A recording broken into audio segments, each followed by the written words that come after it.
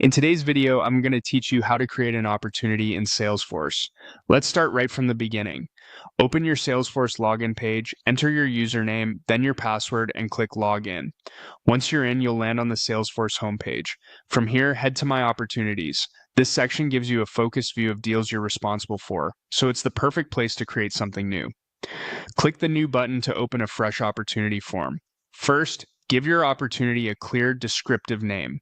A good naming convention makes it easier to find later and to report on, for example, including the customer and product or use case.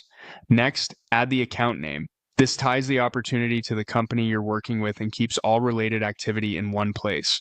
Make sure you select the correct account from the list so your data stays accurate. Now, set the close date.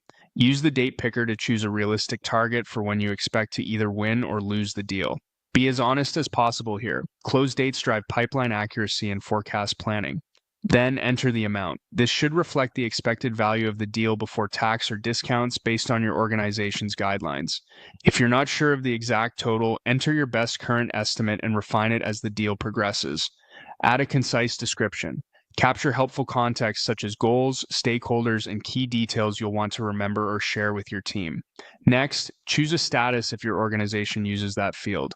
Pick the option that best represents where the work stands right now. Click into the stage field and select Qualify. Stage tracks the life cycle of your deal. Qualify typically indicates you're confirming need, budget, and timing.